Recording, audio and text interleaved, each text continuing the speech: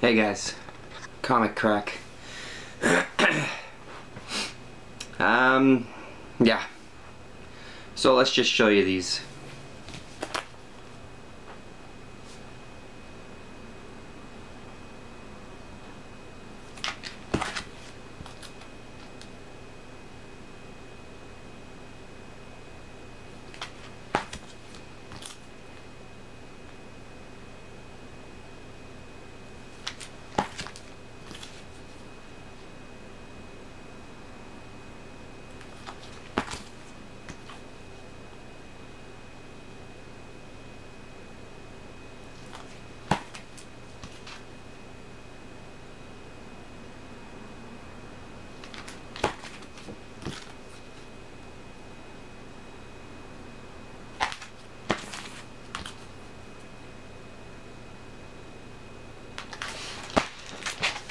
I got these when they were first coming out.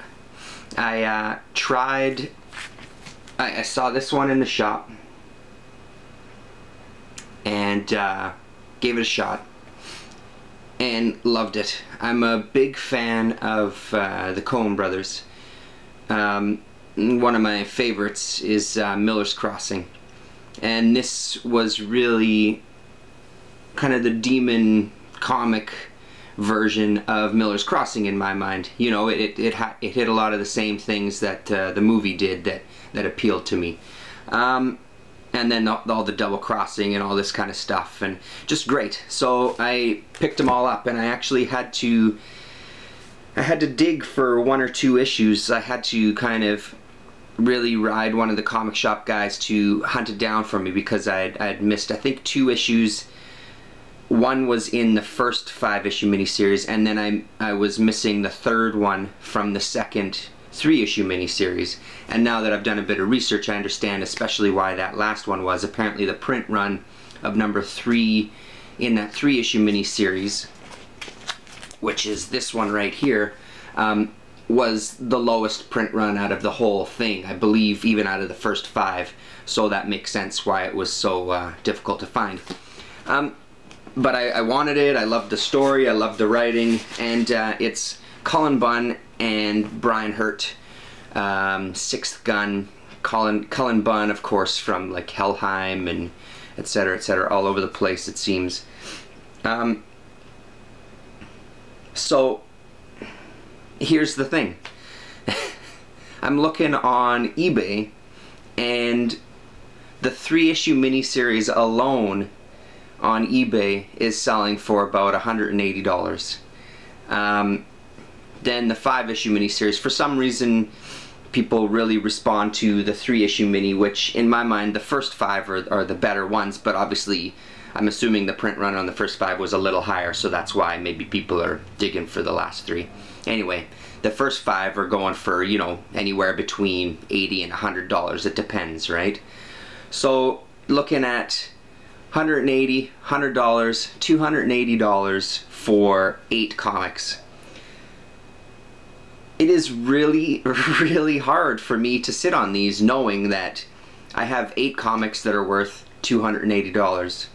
That 8 comics could get me around $300 cash. 8 comics that are available in trade paperback form. 8 comics that I've read a couple of times, but have been sitting on my shelf for years now. 8 comics that cost $3.50 a piece when they came out. So we could all use money at any given time. That's just the way the world works. It's hard for me to come to terms with why I would want to keep these comics. I really like them. Like I said, I think the art is great. It was my first experience with Cullen Bunn. You know, at the time when I was picking up the first 5, it was one of those books that, you know, you have those books where, man, I cannot wait for the next issue. This was that book for me. It was one of those like Hawkeyes. It was one of those sagas. It was one of those whatevers. Whatever it is that hit that note for you. It's, you know, for me, it's one of those. It was one of those Captain Americas by Rick Remender. It's one of those where I could not wait for the next issue to come out because I was really, really digging it. $300. 8 comic books. It's madness to me, and it's one of those things that I just don't know what to do, you know. It just makes you question all sorts of things. Why am I holding on to all these books? Why do I collect in general? Why do I feel the need to amass this stuff? I mean, I'm much better than I used to be. We're talking like, you know, 10, 15 years ago, I would not let anything go. I've still got, and I'm glad that I did keep this one specific thing. Downstairs in the basement, I've got a cardboard box filled with this newspaper style magazine called Exclaim. It was free every single month. I picked it up. It had music reviews, movie reviews, interviews, articles. It had some comic strips, which is why I'm glad I saved it, because one of the guys that I really, really like, Mark Bell, he had his comic strips in there every month. Excuse me. So I've got a whole stack of those. I couldn't get rid of a free newspaper that was available everywhere in town. I could not get rid of that sort of thing. Now, like I said, I've gotten much better over the years. Over the past 10, 15 years, I've gotten way better. I can let things go so much easier now. Monthly or every 2 months, I kind of go through my comics and I look at what has kind of hit with me and what hasn't, and then I'll go and trade them in, because there's this one shop in town that always gives me an amazing deal on trades, and I always have a list going of back issues that I want to investigate. Like right now, I've got a list going, and it's got some storylines that Darwin Cook sort of took some influence from for the New Frontier. I love the New Frontier. So that kind of thing, I would love to be able to trade in some books and basically get those comics for free, just to kind of read them without having to pay some money, that sort of thing. I love doing all that kind of stuff. It's the same with music. I've gotten rid of a lot of my music, a lot of CDs, pared down my records collection to what it is that I want. And then something like this comes up where it's like, this is really on the cusp for me. It really is. Like, is it one of those things that I feel I should hold on to because Cullen Bunn is going to get bigger and these books are going to be worth more in the future? I don't know. I mean, who the hell knows with any sort of collecting? Like, it's hard to prospect to that degree of time. Are any of the comics that we're currently collecting, like the sagas, like the East and West, like the Helheim, like the Batman Incorporated #8 kind of things, are those books that really, like, when you honestly sit and think about it, are comics today a medium or a collectible that 10, 15 years from now, are they going to grow in value because of the print run on a lot of things? Now, I understand, and the impact that they have in general. Like, I can understand, you know, first appearances of Batman, first appearances of Superman, different era, different printing techniques, different everything. So, I mean, the quality of those books deteriorates over time. So that makes higher condition first appearances worth even more. The quality of books that are printed now are arguably much better than they used to be. So, will they deteriorate the same? Obviously, only time is going to tell. Will a book like The Damned, written by Cullen Bunn, that was 2 miniseries, one that was 5 and one that was 3, going to have a huge impact in the future?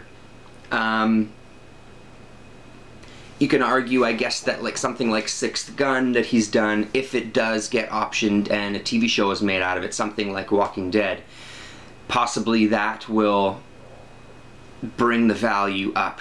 Now, that brings to the other point.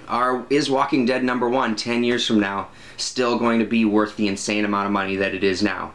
Is this the kind of thing that I should be jumping on now while his name is hot, make a bunch of money off this, buy the trade paperbacks for whatever it's going to be, 20 bucks each, who knows, even if it's $30 each, even if I have to spend $60 on 2 trade paperbacks, and that's like, that's making the price way up there. Let's say $50. That's still $250 that I'm going to be making off of 8 comic books. I don't know, it just raises all these questions for me. Who knows? And I haven't quite come to a solution. I'm very, very tempted. The couple of things that are stopping me is I haven't sold anything on eBay for a long, long time. So the account that I have on eBay is a brand new account. On this new account, I have 0 sales, 0 purchases. So I'd be going into it as a brand new eBay seller. I know that that's going to cause some issues with people looking to buy comics. They're obviously going to want to buy from people that have a bit of a reputation and, you know, that sort of thing, some positive feedback and stuff. The other thing is, looking at the way things are listed now on eBay, the listings are much different than what I was used to. Now, is it a better thing to put these into lots or sell them as single issues? Because there was a couple auctions I saw where the lot was selling for, let's say, 120 bucks of the first 5 issues, but number 1 on its own was selling for $90 ish, whatever, like that sort of thing, like where the gap wasn't that much for an extra 4 comics. Is it best to put these up one at a time? Will this be one of those things that I 2 months later, 3 months later, a year later, Colin Bunn writes another thing that completely blows my mind, you know, maybe, I don't know, I mean, something happens in the future where I go, fuck, I wish I had those damned comics again, because I would love to read them again. Will the graphic novel fill that gap, fill that void?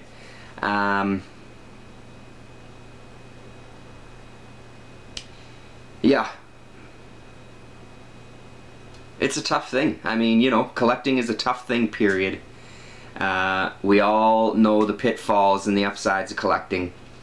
But this one's really twisting my fucking head around, I'll tell you. It seems really hard to pass up.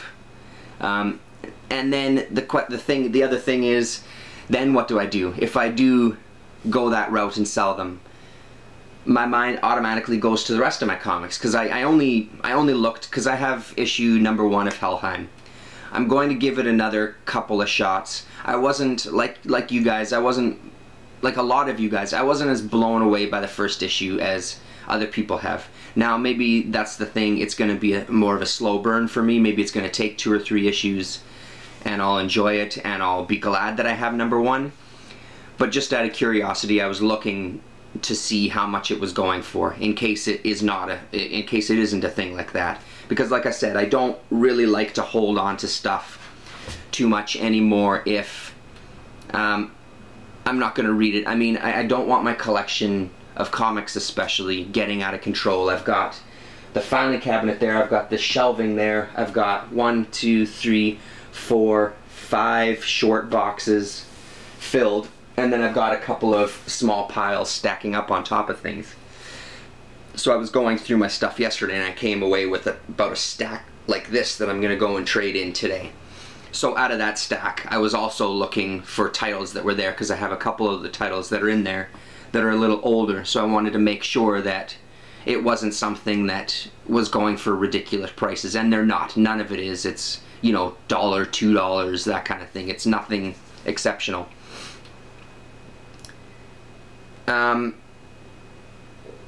So if I do sell these, what does that mean for the rest of my collection?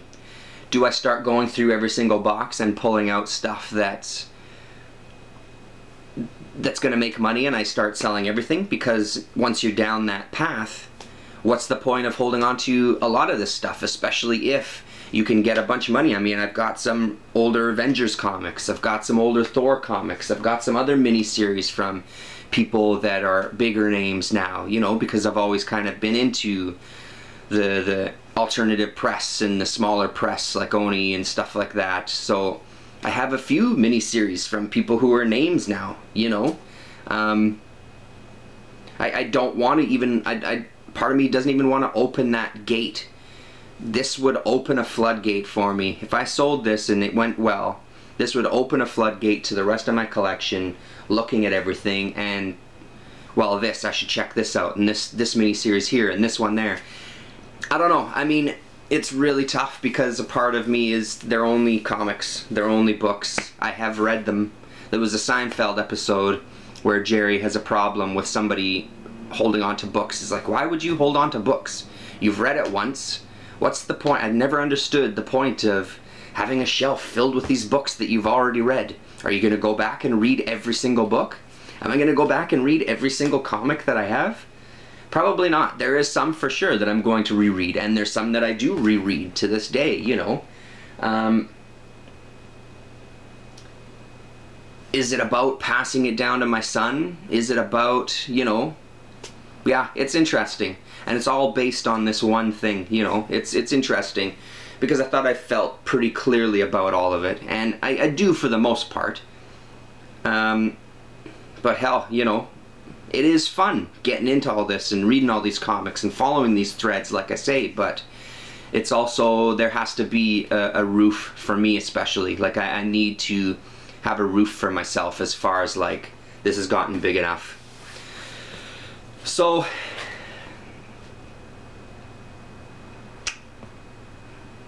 The Damned, Colin Bunn, Brian Hurt, Oni Press, $3.50 cover price each. They're in great shape. Like, you know, I've read them maybe 2 or 3 times. There's tiniest bit of wear on the spine on a couple of them. The corners are sharp, as people say. The corners are sharp, bro. The staples are intact, bro. There's no chipping. There's no marble chipping. There's nothing. Like, they're in amazing condition. Like, easily, you know, 9.0 kind of thing. 8.5, 9.0. Only because nothing is ever... I don't think anything is ever really 9.5 or 10, especially when you're dealing with a comic that